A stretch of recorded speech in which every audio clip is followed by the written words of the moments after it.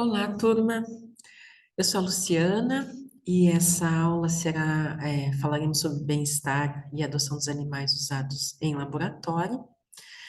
Mas como faz parte, de um curso, né, sobre dilemas éticos em medicina veterinária, eu vou falar para vocês um pouco sobre alguns dilemas que nós encontramos nessa área, né, de animais usados em laboratório. O primeiro deles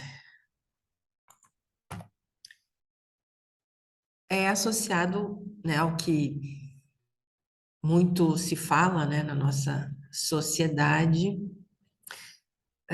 quanto ao uso dos animais, é aquela pergunta, né, por que nós amamos alguns e comemos outros, né? Então, essa tela mostra bem esse dilema, mas eu acrescento aqui a figura do ratinho de laboratório, né, esses roedores que são mais utilizados em pesquisa, né? Então, há muitas pesquisas sobre atitudes dos humanos com relação aos animais mostram que o apoio à experimentação animal ele é maior quando os experimentos são realizados em ratos e camundongos, né?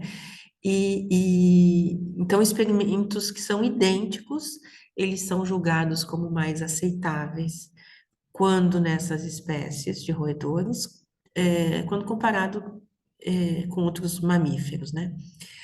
E aí, alguns estudiosos entendem que a crença na mente do animal é um preditor poderoso e consistente das atitudes das pessoas com relação aos animais. Então, tudo aquilo que a gente imagina, que se sabe que os animais sentem ou pensam, né, aquela vida mental. Mas também se sabe que diferenças de atitudes entre gênero, idade, né, são diferentes, né, nos humanos, mas o determinante mais forte parece ser ainda relacionado a características daquela espécie animal. Então, eu vou me deter bastante a roedores, porque são como eu falei, as espécies que são mais utilizadas em pesquisa, mais de 80% das pesquisas no mundo se sabe que são feitas em ratos e camundongos, né? E, historicamente, essas espécies, elas já têm uma má reputação, né? Eu coloquei aqui um desenho daquilo que se imagina quando se fala em ratos, né? Tanto em filmes, livros, já trazem toda aquela história de ratos associados a pestes, né? A peste negra. Quando eu falo que eu trabalho com ratos, as pessoas já imaginam, mas não tem risco de leptospirose, né? Já imaginam doenças que poderiam ser transmitidas por essas espécies, né? Então, esses animais já sofrem um preconceito, já vem esse preconceito histórico em função, né, de como vêm sendo vistos, né? E então a gente precisa desmistificar muito, né, isso que se conhece sobre os animais em pesquisa. E outros autores também falam, né, que o código de ética que aplicamos às outras espécies, ele é baseado em nossa estimativa de suas capacidades de sentir dor e emoções, o que afeta o nosso respeito por elas. Então, mais uma vez, por que que é aceitável um experimento idêntico, né? É aceitável no rato e não é aceitável a um cachorro, né?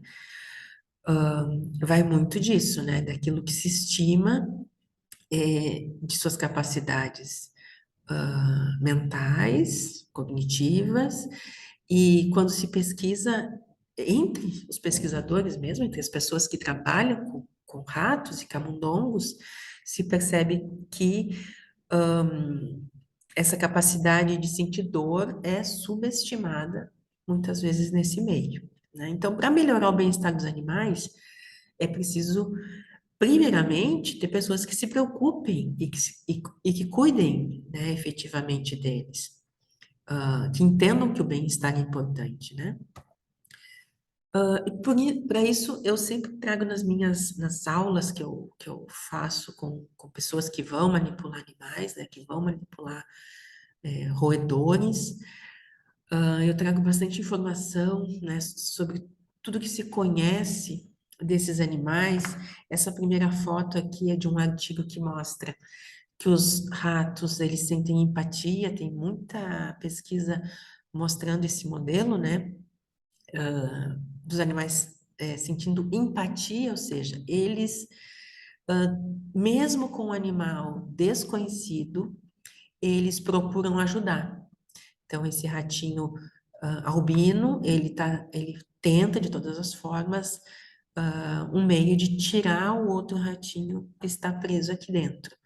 Tem um outro artigo que mostra que eles fazem uma escolha entre ter uma escolha entre ajudar um rato desconhecido e ter uma recompensa que é um chocolate. Ele escolhe, na maioria das vezes, os ratos escolhem ajudar o outro, né? Então, mostrando, né, essa empatia que eles têm. Os ratos são animais inteligentes, são amorosos, eles interagem, né, com as pessoas que trabalham com eles,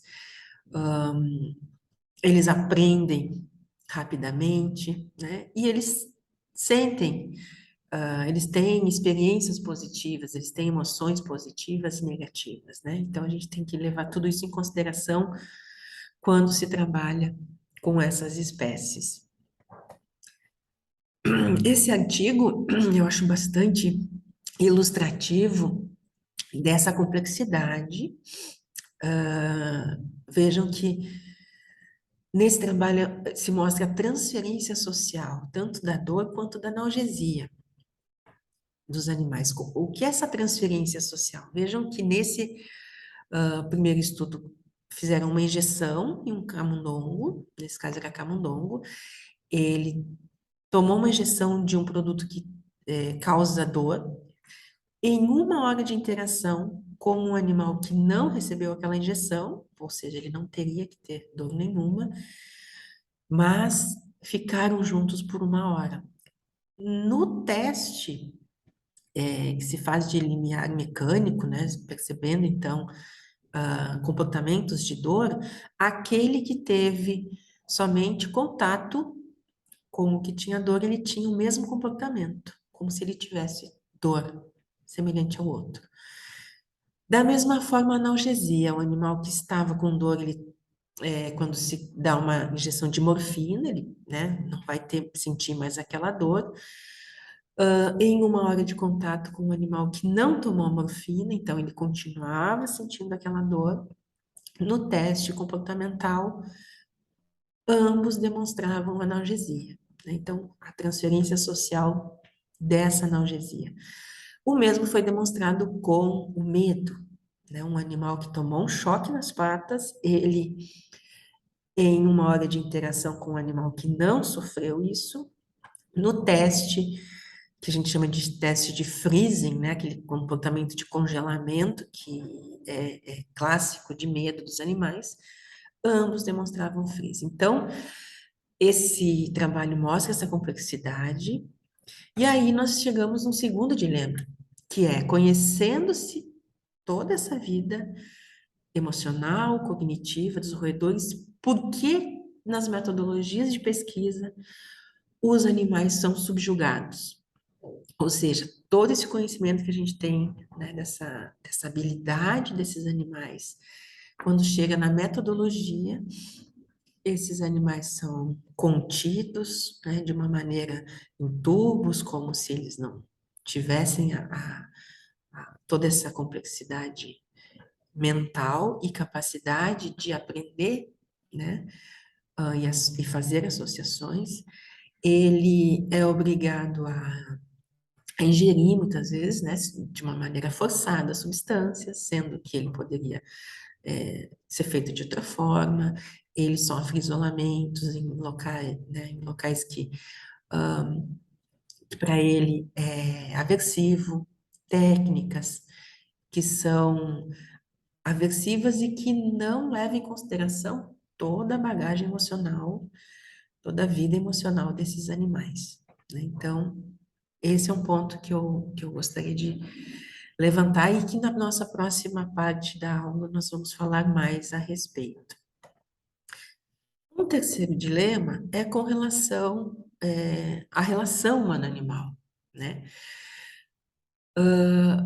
Naturalmente, os animais, nós temos uma conexão, nós criamos uma conexão quando nós trabalhamos com animais, e que é uma relação compassiva, que é uma relação, uma conexão emocional com esses animais. Isso é natural que ocorra, né? Os veterinários, eu falo aqui, vou me dirigir bastante aos veterinários, né? Você sempre cria uma relação com os animais, as espécies que vocês estão trabalhando, né? Isso naturalmente acontece. Porém, nos ambientes de pesquisa biomédica, essa conexão, essa interação não é validada, né? Há uma falta de validação emocional desses laços que ocorrem naturalmente. Então, os sentimentos não são legitimados nesse ambiente, né? O que que acontece? As pessoas que são mais sensibilizadas, elas são consideradas inaptas a trabalhar com os animais, elas são consideradas inadequadas a esse trabalho, né?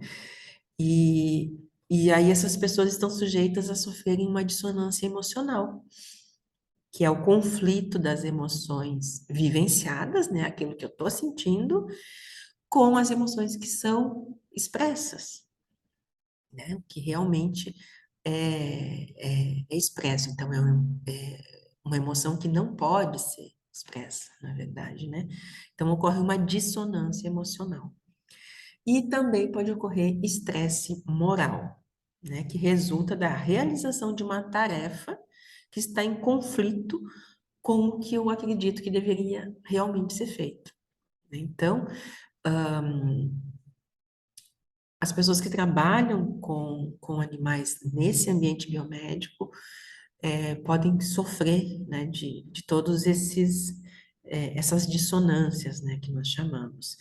Então, na falta de validação emocional, as pessoas enfrentam uma contradição entre os seus desejos internos. Quanto mais você conhece o animal e percebe as capacidades dele, você entende que tem que agir de uma forma, mas toda aquela bagagem que é cultural dentro da pesquisa biomédica te diz que você tem que trabalhar com o animal tratando com um distanciamento, né?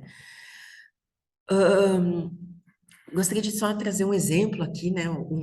Em 2015 saiu um artigo que eu achei muito interessante, que é um jornalista, o Michael Erhard. Ele faz uma entrevista, né, com vários pesquisadores e ele queria entender por que que muitas espécies têm nome, por que que alguns animais têm nome, né? Vocês podem lembrar de ovelha Dolly, né? Nome bem tradicional, né, para ovelhas. Por que que é Dolly? Porque era um animal experimental e levava um nome, né? Mas, como mostra essa figura aqui, os ratinhos nunca tiveram nome. Rato, camundongo, você dá um número. Qual é a diferença entre dar um nome e dar um número? O que se entende é que quando você nomeia um animal, é mais provável que você se preocupe mais com o bem-estar dele, porque você vai tratá-lo como um indivíduo, você vai reconhecê-lo como indivíduo, né? Então, esse ratinho aqui é o Harold, né? Não é mais um número. E tem vários pesquisadores que são contra isso. Eles dizem, não, que você vai enviesar o estudo, isso não pode acontecer. E isso, depois, assim, de Buckmaster, que é uma pesquisadora, uma neurocientista, ela classifica, né, as pessoas, os veterinários, os técnicos que são contra essa conexão emocional das pessoas com os animais de pesquisa. Ela diz que essas pessoas estão na idade das trevas do desapego. Eu gostei muito desse termo, eu adotei esse termo também, utilizo, porque me parece muito com isso, né? Uma idade das trevas do desapego é essa cultura das pessoas que acreditam que lidar com as conexões, os laços que naturalmente acontecem, eles acham que invalidam a pesquisa, né? Então, pelo contrário, os nomes validam a nossa conexão com os animais que podem melhorar o bem-estar deles indiretamente, né? Porque as pessoas tendem a podem tender a cuidar melhor dos animais, identificando-os, né? Mas isso é só uma questão ah, que eu trago, que tem sido discutido mais internacionalmente também, né? Mais especificamente com relação ao bem-estar animal, né, que é nosso tema de aula. Não vou me aprofundar nisso, porque vocês já viram das aulas anteriores, né, aulas muito ah, próprias, tratando propriamente desse caso, né, desse tema, mas só para lembrar que, dentre várias definições, trago aqui duas definições, né, de Bloom. Ele diz que o bem-estar animal é o estado de um indivíduo em relação ao seu ambiente. E o Break e seus colaboradores, eles trazem como a qualidade de vida como percebida pelo próprio animal. Então, vejam que não é uma simples fotografia, né, do estado desse animal nesse momento, mas sim de uma bagagem, né? De uma qualidade de vida realmente desses animais, como eles estão se sentindo, então, né? Como eles estão se sentindo, mas também toda essa bagagem de vida que os animais têm, né? E sobre esse conceito, então, são formulados vários indicadores para a gente poder entender, né? Poder medir, digamos assim, esse nível de bem-estar. Se é um estado, ele não é como uma moeda, né, de bom ou mal, mas sim um contínuo entre muito ruim a muito bom, ou muito pobre, ou até muito rico, né? E se fala muito de 5 liberdades, até então, né, se falava muito de 5 liberdades que os animais deveriam ter. Essas 5 liberdades listadas aqui, que são de fome, sede, livre de dor, injúria e doenças, livre de desconforto, livre de medo e estresse, vejam que são medidas de bem-estar que nós chamamos de bem-estar negativo. Por quê? Porque são estados mínimos, né? Mas não quer dizer que a ausência desses indicadores não significa que os animais estejam em um bem-estar positivo, né? Em realmente no estado de bem-estar. Ou o que muitos autores falam em uma qualidade de vida, de uma vida que vale a pena ser vivida, digamos assim, né? Então, o entendimento atual é de que o manejo do bem-estar animal também deve se incluir a promoção de experiências e estados positivos. Então, mas atualmente, em vez de 5 liberdades, se fala em 5 domínios, que seria dos animais terem uma ótima nutrição, uma ótima situação ambiental, uma ótima saúde, ou seja, ao menor sinal de adoecimento que ele seja diagnosticado, né, que ele seja tratado. O domínio comportamental, então, que o animal possa expressar todos os seus comportamentos, né, naturais da sua espécie. E muito importante essa característica, né, de condição mental dos animais. Para esses domínios, vários autores citam que existe, então, uma carência de indicadores.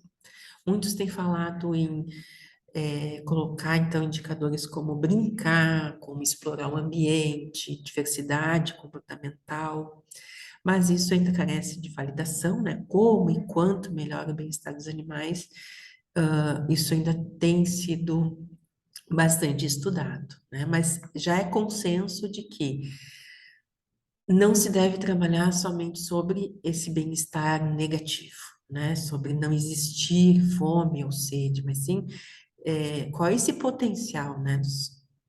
Dos animais terem uma verdadeira saúde mental, né? Então, se fala bastante em bem-estar positivo,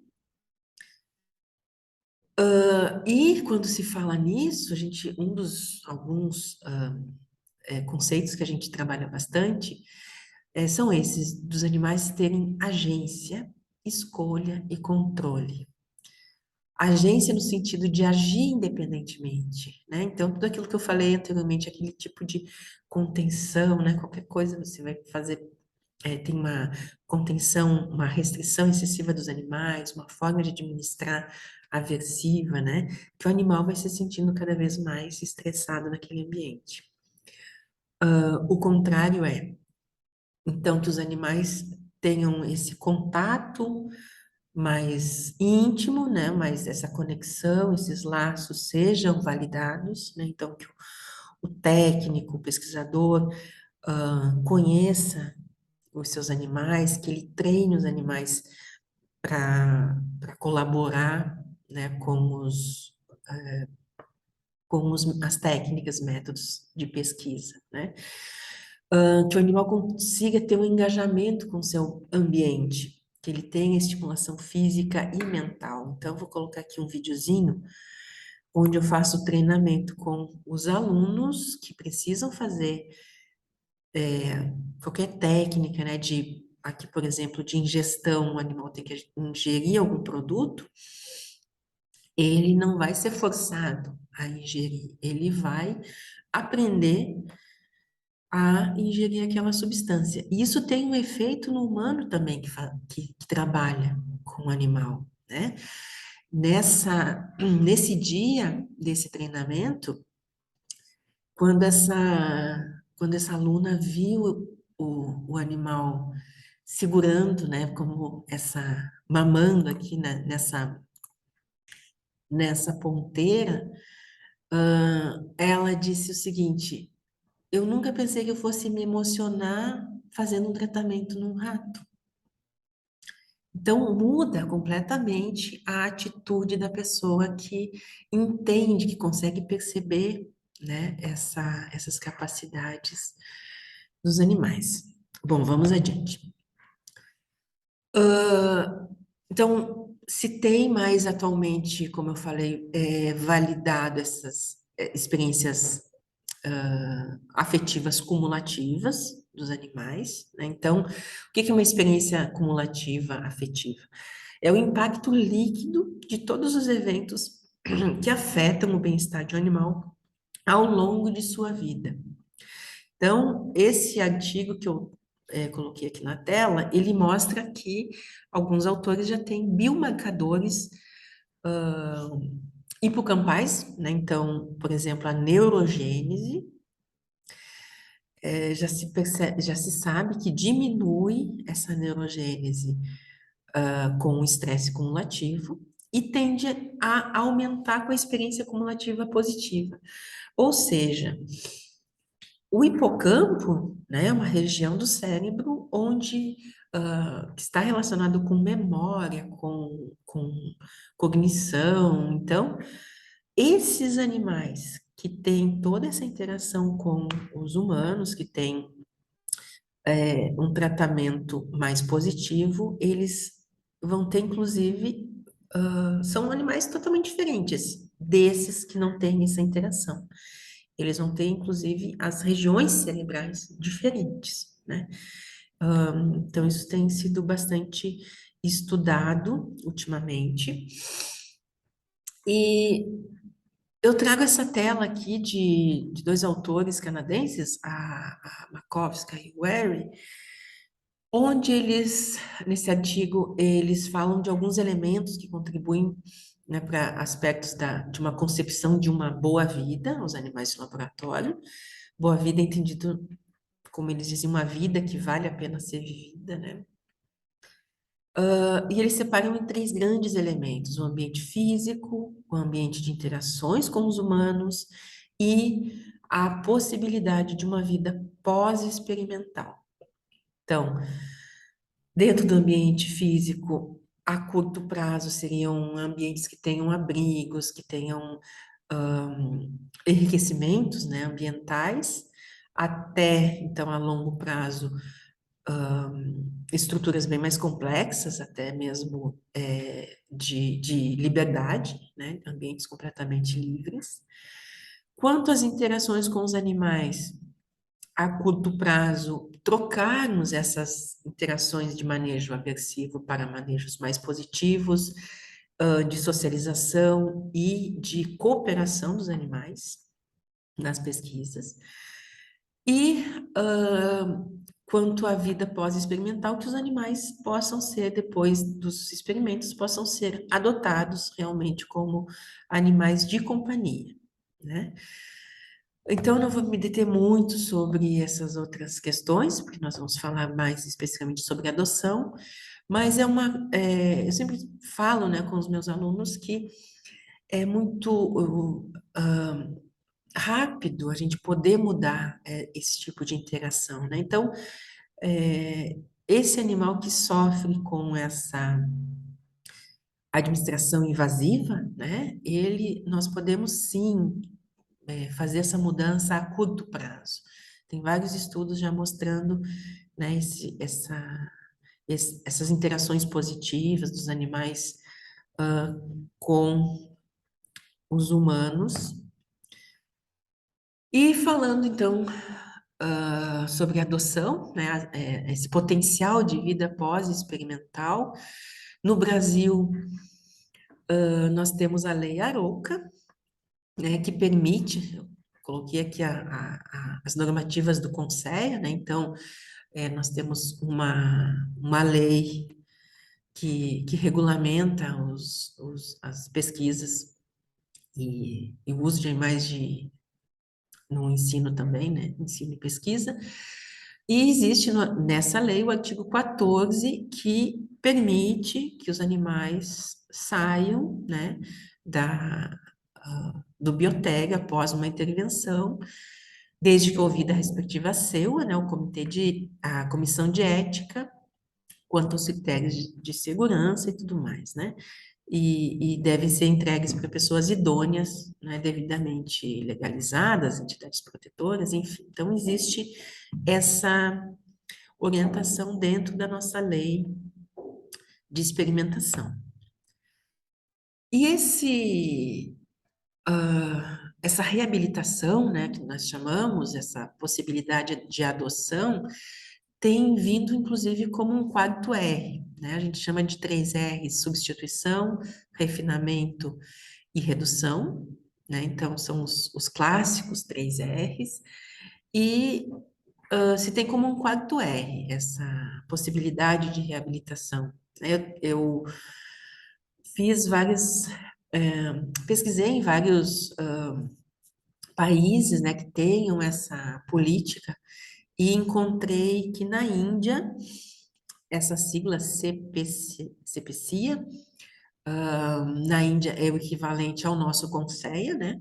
Regulamenta, que controla e regulamenta a pesquisa no país. E lá foi o único país que eu encontrei como uma necessidade moral e legal, né? Faz parte da política nacional para uso de experimentação animal, essa obrigatoriedade de que dentro do próprio financiamento da pesquisa tenha previsão de reabilitação desses animais, né? Então, eu achei bem interessante essa experiência que já é conduzida há bastante tempo na Índia. Então, pensamos dentro da nossa CEUA, né? Atualmente eu sou coordenadora da CEUA da UFSC, e nós lançamos, foi bem no início da pandemia, em 2020, nós lançamos, então, um programa de adoção de animais de laboratório. Eu batizei de Projeto Tulipa em função da nossa ratinha piloto, a primeira adoção eu fiz em caráter de em forma de uma adoção piloto, no sentido de avaliar se um ratinho vivendo todo o ambiente, né, de pesquisa, um ambiente de laboratório, se se adaptaria nessa vida, né, como um animal pet, né? Então, essa foto aqui é da Tulipa, dessa primeira adoção, e que mostrou que sim, né, um animal mesmo adulto, né, ela foi para para uns adotantes que tinham já duas ratinhas, né? Então ela já eu queria ver se ela ia se adaptar a essas outras ratinhas, se adaptava ao ambiente, e, e foi muito rica, né, essa experiência com esses adotantes. Eu queria salientar que, então, o conceito de bem-estar, que eu estava falando anteriormente, ele abrange as necessidades e os interesses dos animais. Então, quando a gente fala, né, na ciência do bem-estar animal, a gente fala de trata esse conceito, né, nessa forma de interesses dos animais. Um dos grandes interesses dos animais é manter-se vivo. O animal vai perder esse interesse quando ele está em sofrimento tão, né, grande que ele não tenha mais interesse em viver. Mas os animais têm sim, né, interesse em viver. Então, baseado nisso, é que se tem esse tipo de projeto, né? Eu gostaria de salientar que a adoção de animais pós-experimental, eu não trago aqui como uma solução, é somente um paliativo. Jamais irá substituir aqueles três R's, né? Jamais vai substituir aquele conceito, aquele princípio de substituição dos animais em pesquisa. E nós temos, sim, que substituir sempre, né, que for possível, um método alternativo. Obviamente tem que ser utilizado, isso está na lei, né? Então, nós temos que substituir, nós temos que reduzir o uso de animais, porque eu deixo como sugestão a leitura desse livro do Luciano Cunha, filósofo em ética animal. Esse livro dele traz um capítulo muito interessante e completo sobre o dano da morte, o que é o dano da morte para os seres sencientes. E eu trago aqui, então, uma parte, né, de resumo, de conclusão desse autor, onde ele fala que o ser senciente, com possibilidade de experimentar o que é positivo, a ponto de estar vivo, ser melhor para ele do que estar morto, é prejudicado se ele morrer, né? Então, o ser senciente é aquele que ele pode ser beneficiado ou prejudicado, né? Ele pode ter experiências positivas, então ele vai ter interesse em se manter vivo, e ele é prejudicado, sim, se ele for morto, né? Só que também é desse autor, né, essa conclusão de que todo ser que é trazido para uma vida onde predomina largamente o sofrimento, e é impossível mudar esse panorama, ele é prejudicado por nascer. Então, muitas vezes, os animais de pesquisa sofrem essa segunda forma aqui, né? Que é de um predomínio de sofrimento. Então, nós temos que, sim, pensar muito em reduzir o número de animais, em substituir esses animais por outros modelos, porque esses animais, eles já foram prejudicados ao nascer, né? Mas, tendo esses animais já nascidos, já utilizados numa pesquisa, se eles tiverem a possibilidade ainda de experimentar emoções positivas, ele vai ser prejudicado ao morrer, né? Então, a gente tem que ter sempre essas questões em mente, sempre que nós avaliamos ah, essa questão de adoção dos animais, né? Para montar o projeto, eu fui nessa página da Alas, onde reúne todas as instituições que fazem adoções de uma maneira institucionalizada, né? Ou seja, existe uma política institucional para a adoção de animais. E nos Estados Unidos, essas universidades, e vejam que tem a Bayer aqui, que é a indústria farmacêutica, essas que são ligadas a essa rede, todas elas têm. Então, eu abri todos esses formulários, vários deles têm PDF, enfim, olhei todos os requisitos que essas universidades, entidades têm para a adoção dos animais, né? E então, é, não inventamos a roda, a gente fez baseado nessas experiências. O único critério que eu coloquei, assim, para roedores é que eles sejam adotados pelo menos em dupla. Essa ratinha piloto, eu fiz adoção sozinha, porque no local onde ela ia viver tinha outra ratinha, né? Porque eles são animais bastante sociáveis, né? E eles precisam, por ser animais sociais, eles precisam ter companhia, né? Então, é um dos critérios que eu coloquei no nosso programa que não encontrei nesses outros, mas achei interessante colocarmos. Isso tudo é universidades nos Estados Unidos. No Reino Unido, tem uma publicação, esse artigo aqui é de 2015, onde foi feito um levantamento e mostra que uma em cada 4 instituições no Reino Unido doa os animais de laboratório.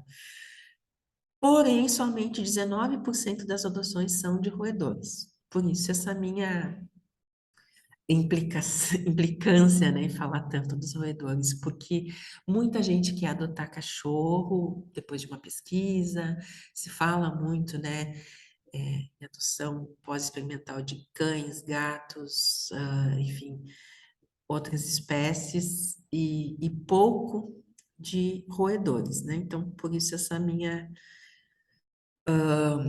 esse levantamento que eu fiz. Então, no nosso guia, no nosso projeto, né, todas as pessoas que nos mandam um e-mail querendo adotar ou pedindo informações, nós pedimos que leiam todo o guia de adoção que nós montamos, informando sobre as necessidades ambientais, comportamentais, sociais, né? Então, que primeiro seja lido esse material das condições mínimas que os adotantes, né? Então, a gente tem um,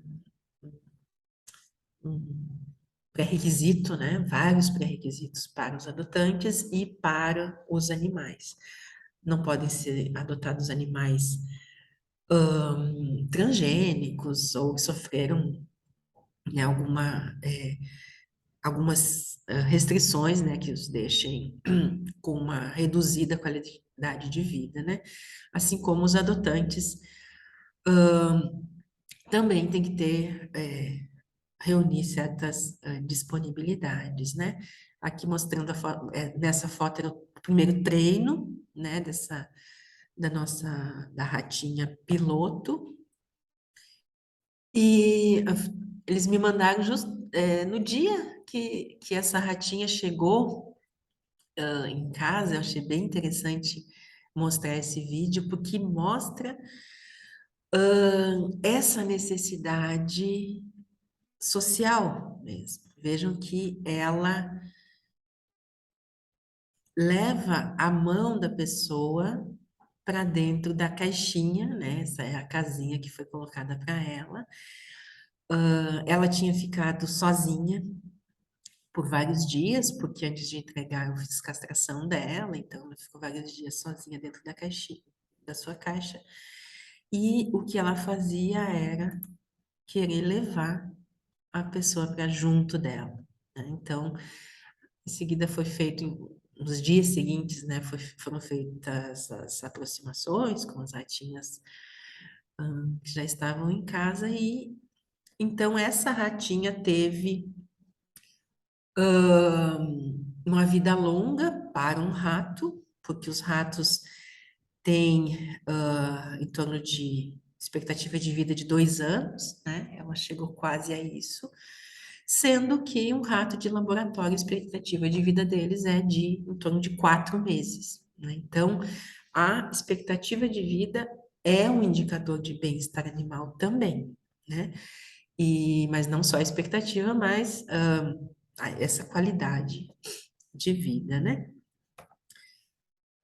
Então, eu gostaria de finalizar com essa frase do Jeremy Bentham. Ele é bastante conhecido, esse filósofo, por uma frase, dentro da veterinária, pelo menos, a gente conhece bastante ele por uma frase que se os animais, ele fala que os animais, não importa se são incapazes de pensar, mas o que importa é se os animais são capazes de sofrer, e são capazes de sofrer, né?